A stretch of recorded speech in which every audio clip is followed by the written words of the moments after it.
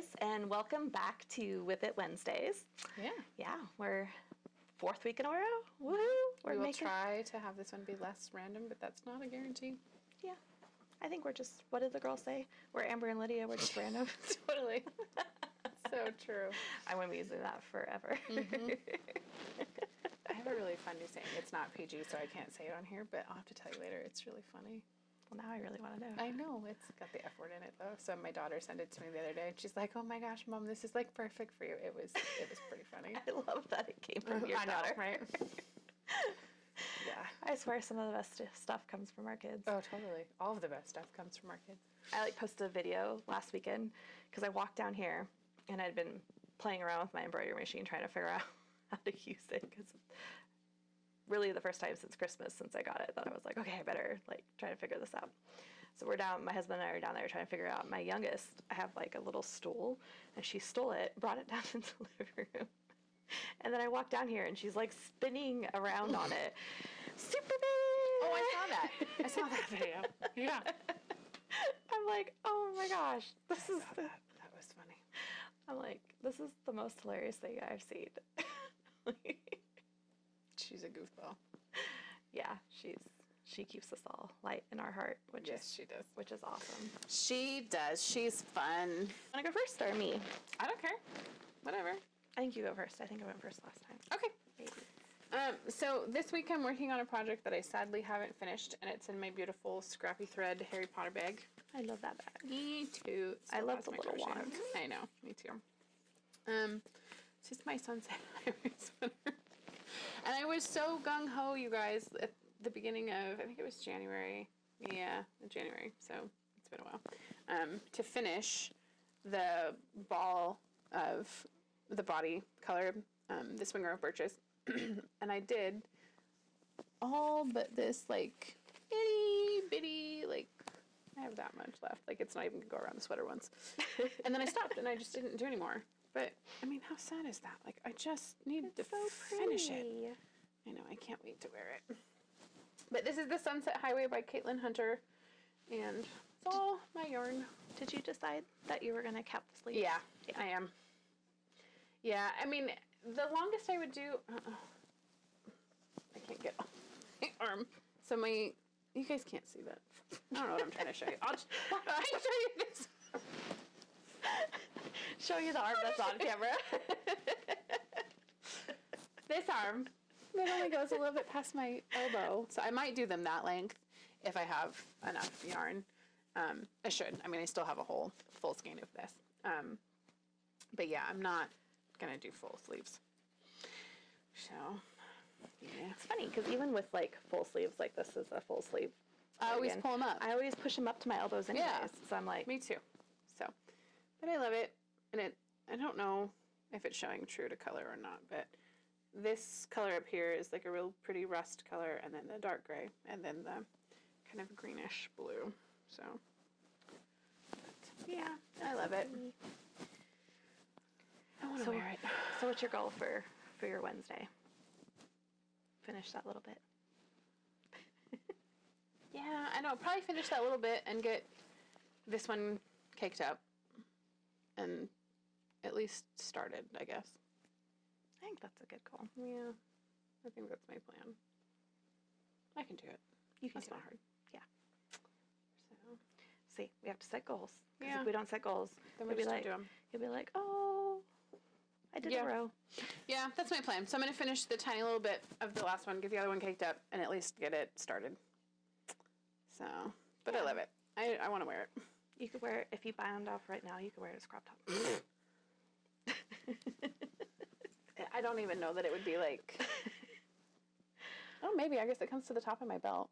Yeah, I was going to say, you'd be completely in style right now, because the whole style is to wear your pants up here and then have your shirt just touch the top of the pants.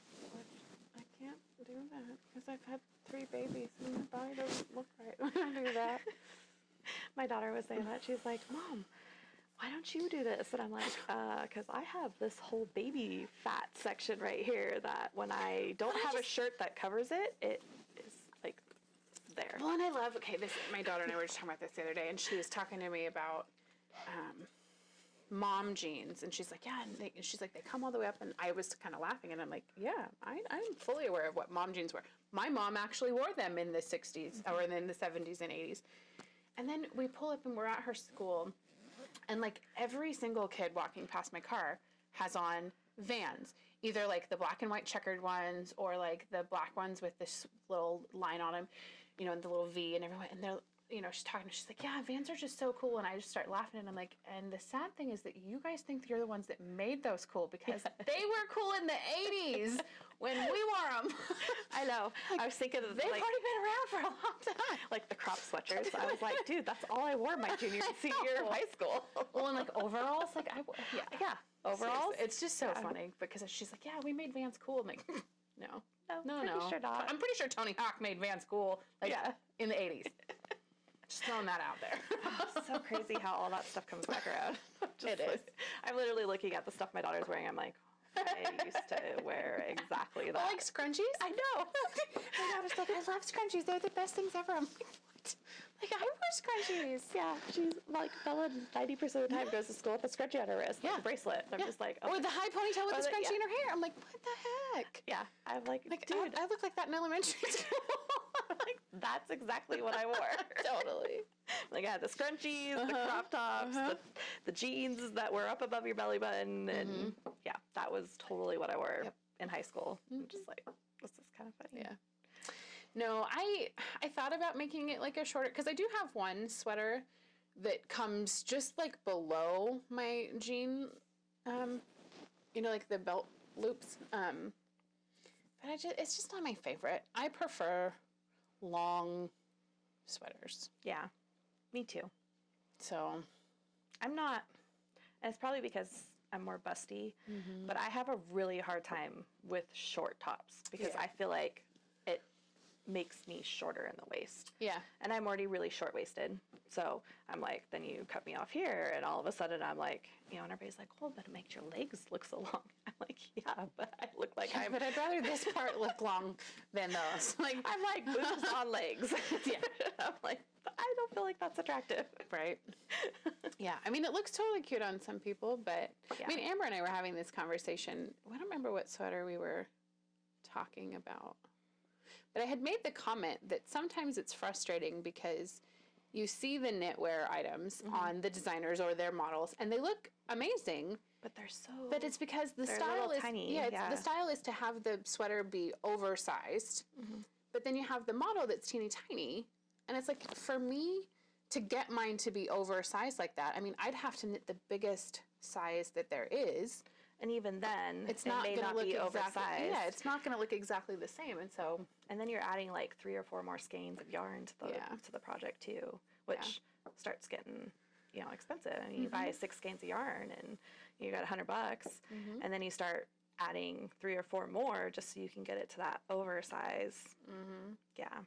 Which, and I mean, we were talking about this too. It's that sometimes like wearing oversized clothes when you're already oversized doesn't necessarily make it look oversized. It sometimes just makes it look bigger. Yeah, like I'm just like I'm wearing a house. Yeah. Like, and that's just like, how I feel. And not that you're wearing a house, that you are the house. Right, I am the house. I am the house. Totally. So for me, I'm like, it's not. It doesn't do the same thing. So. Well, I do find that it was our Ohm shawls. We were talking because I was like, I can't wait to wear my Ohm shawl like a poncho. And then we're like, and then I was like, but it's not going to hang on me like quite the way hers does. Yeah, because Andrea is a teeny tiny little person. Yeah, and it'll still be beautiful. Oh, it will. It just won't hang down the length that it does on me. So it'll look more like a smaller poncho, not like a big poncho like it does on her. Yeah. Yeah.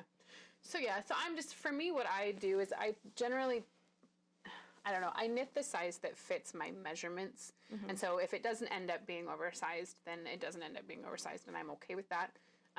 Because I've kind of gotten out of that, like, it's not going to fit me like the way it fits the model. And it's so, So I'm curious to see how this one's going to fit. I'm knitting it, I'm getting gauge, and I'm knitting it exactly to the measurement that I would need to. So we'll see. Cool. And there's quite a bit. I mean, I haven't tried it on yet, which does make me a little nervous, but I can't, my cable's not long enough, and I tried like moving half of them to a different one, and it still wasn't quite, so I'm like, I don't want to risk my stitches falling off, so. Yeah. So I guess we'll just see how it goes. And if it doesn't fit me, it'll look beautiful on my daughter. Yep. I was just going to say that. I will be a little bit sad every time she wears it, but it'll be beautiful. I'm sad every time my daughter steps out of the house in my clothes. You know, the clothes that are now too small for me. I'm like, man, why do you get to wear all my cute stuff? Not that my clothes now aren't cute. Oh, you have cute, like that outfit you have on right now is cute. I love that shirt. I'm channeling Lydia again this week with my flowers. It's almost spring, so I was like, spring flowers today. Yes, it's very cute. So what do you...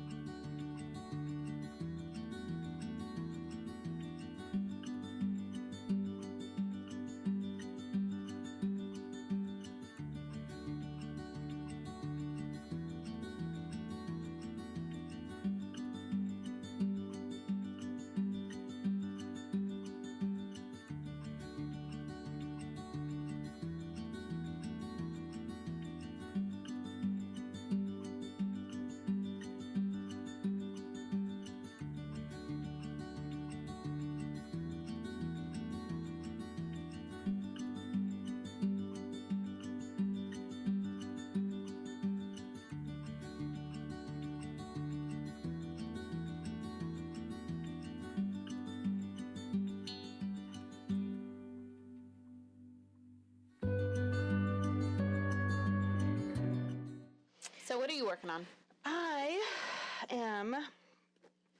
I decided that after talking with you, and hopefully I can get, there you go. I love that it's in a winter bag. That's awesome. So this is my Advent socks. But hey, it's green, right? So it still counts. We're still in the month of March, and it's green. So. Yeah, and it's, you know, knitwear, and it's still winter. So Totally. it's just winter. It's not Christmas. Yeah, not like I'm carrying around poinsettias or something. True. The inside of the bag's all like super cute yarn balls. Cute. So I don't know if you guys can see that. There you go. It's got like little blue yarn balls in it. So literally stuffed in this bag is every little mini skein of All yarn the Advent ones. from Lydia's Advent set. That's funny. So, and the socks are in here somewhere. Are they all? No, because you already started. I was going to say, can you guys believe that I didn't actually take pictures of them? No. I didn't take pictures of any of my Advent minis all together. Oh, really? No. Well, I have them all right here. I didn't do that. That's okay. Nope, they weren't on that. That's right. So I was almost scared the first second. I thought maybe you pulled them all out. Oh, that's funny. Watch them not be in here. That would make me sad. Then I wouldn't know where they are. They're coming apart. These are her Advent socks. So, yarn bowl. Yes. My hubby went and got it for me. I got this from my mom for Christmas, so I love it. It's so pretty. It is very pretty. She picked a good one. So, socks, all the minis from the Advent, and this is how far I got. And there's a good reason, because I was enjoying working on it, but I got a hole here on the side, and you won't be able to see it on the camera, but the socks I was knitting for my husband, I got holes up the side, and so I saw this hole, and I was literally like, what the? And like, put it down and didn't touch it again. I'm like, I'm never knitting socks ever again, because I can knit gloves and I don't get holes down the side, but I do socks and all of a sudden I have a hole. It's just from where you... Yeah, so Lydia's like, well, that's just where you joined the yarn together, and I was like, oh, okay. Yeah. Yeah, because see, if you just go in here and you pull on it a little bit, then that hole is gone. So when you go to weave in the ends, it'll be fine, because mine do that too. Yeah. I was so mad. Because I'm literally like going and I'm like, and I was just happened to look at it and I was like, there's a hole there. I'm like, what? Like, why do socks hate me so much? And then I think I'm going to move these to double points. I just have to pick up a pair. But yeah, because it's funny because I can do magic loop on the gloves and it doesn't seem to really bother me. But on the socks, I'm so tight that just the moving the stitches, pulling this needle out, then moving the stitches again, it ends up making my thumbs really hurt. So. Yeah. Yeah. And she tried doing it on the 9-inch circulars and didn't like that. So we're going to try double pointed needles and see if she likes that better. Yeah, so I tried these, but being like this, I was like, I feel like at that point, I'm too, like, small, so I feel like I can't, my hands, like, felt. Yeah. I can't explain it. Words aren't working right now, but. I understand. Yeah. The one and only time I ever did a project like that, I felt the same thing. It's like there's not enough of the needle to hold on to. Yeah. I just felt like I was, so. Yeah. And just being in that position like this was making me stressed. I was just like, so. Yeah, so we're going to try. So I'm going to try moving them to double points. I just need to pick up a pair of double points. Is that a size 1 or a size 2s? I think they're 3s, actually. Oh, 3s? Yep. Oh, okay. Never mind. I was going to say I have my double pointed, so you can just use them, but they're 2s, so that won't work for you. Yeah.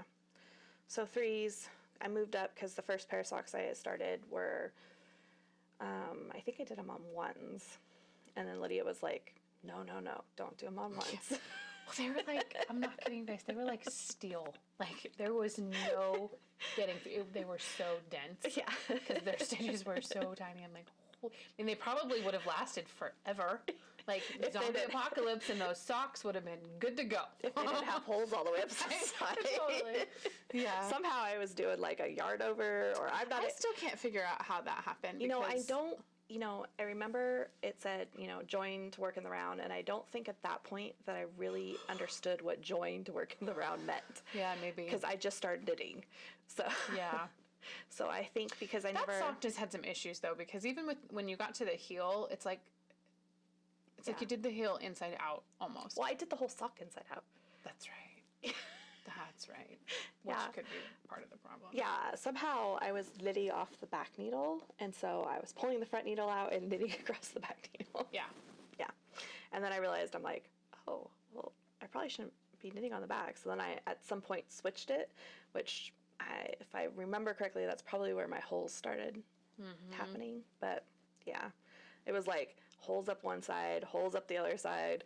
I was like, dude, he's not going to have to wear these socks. There's holes all the way up.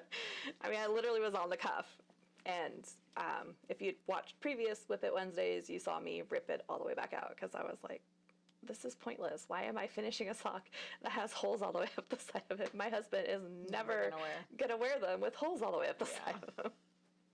Yeah. And they weren't like little holes. They were like full like holes up the side. And I was just like, oh, God. So, yeah, when this happened this time, I was just like, oh, I'm so mad.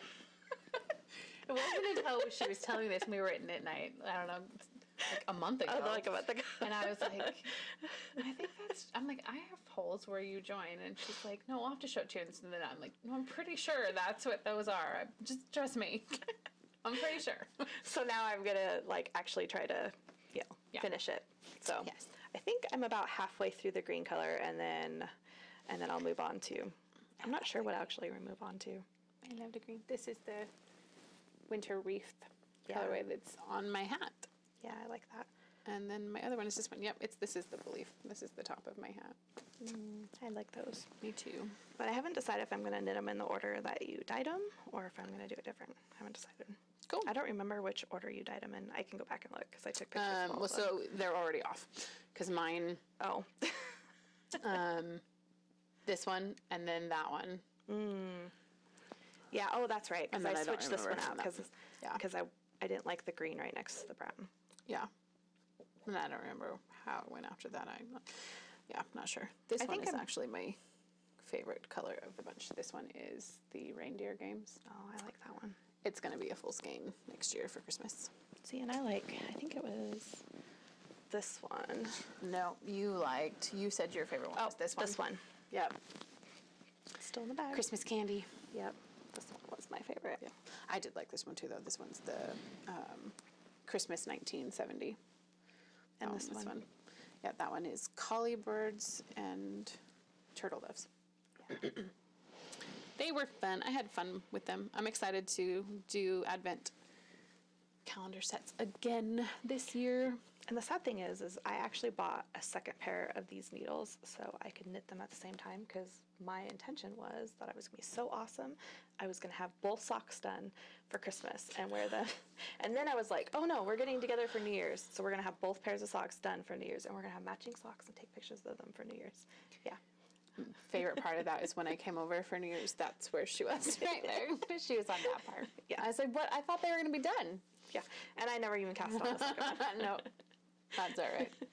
I didn't finish mine in time for Christmas either, which bums me out because that's like my Christmas tradition, and I didn't finish mine, but that's okay. It's fine. I had too many things going on this year at Christmas. So. Yeah.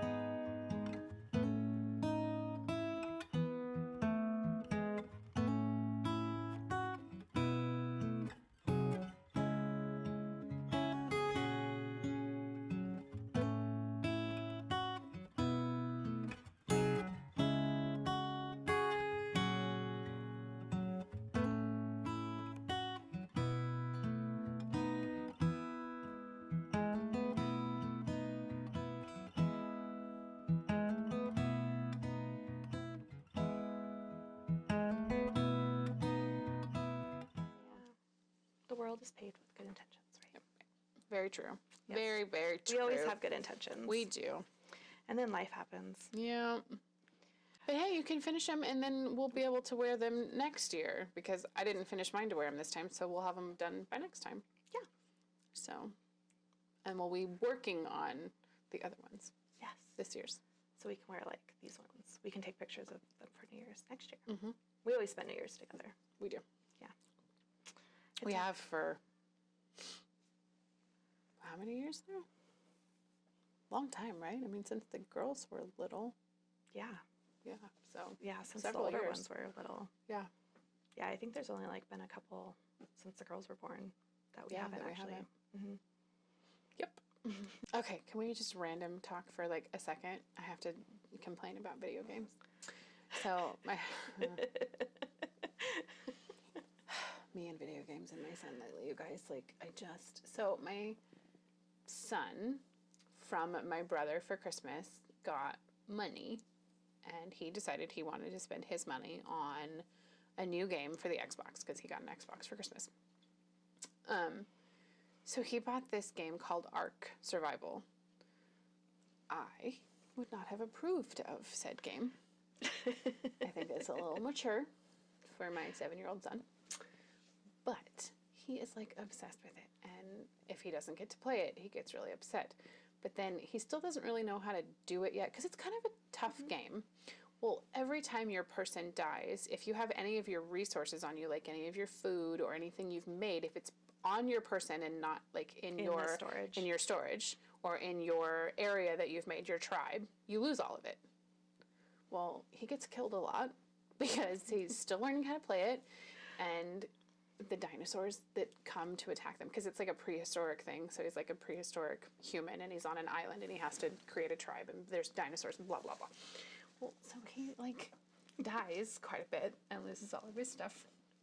And then he like falls down on the floor and like freaks out. I'm just like, oh my God. So between the slightly more violent than I'm comfortable with and my son freaking out every time he dies, I'm like, he's been grounded for the better part of the month because, yeah, I'm done. It's funny how that stuff works. Well, and I didn't grow up in a home with video games. We just didn't have them. And my husband didn't really either. And so neither one of us really understand like the attraction or the draw. Yeah. And my son is very much a video game kid. Like he always has loved Minecraft. He really likes this now. He's kind of gotten into playing Halo and he's just obsessed. And it's like all he ever wants to do. And he can't entertain himself without them. And I am just... You're like kind of at my wit's end with it. Well, I don't understand. Yeah. And I'm kind of just to my point where I'm like, I'm just done. So if any of you have children who are video game obsessed and you have ideas, I would greatly appreciate them because I'm just to the point where I'm ready to just throw every video game system away. I'm like, I'm done. Done. Yeah. My husband and I aren't very video game people either. We'll go through periods. Like my daughter always laughs because my oldest and I will play Assassin's Creed together, which... I have 2 games of Assassin's Creed. I'm still working on the first one, Black Flag. And I don't even know what level I'm on, but it's not very far. And usually right around Christmas, we'll play it because I'm home. And we'll usually play it a little bit in January, a little bit in February, and then it stops. And we always laugh because the next year we log in to play it, and it's like, last time you played was February, blah, blah, blah, the last year. That's funny. But it's almost scary how good she is at slicing people up and shooting people from the bow. I'm like, and I have to remind her when we're playing not to move the video camera so fast because she gives me motion sickness from spinning it so fast. I know, it's just disturbing how good they are at it. It's like the little girl I nanny for.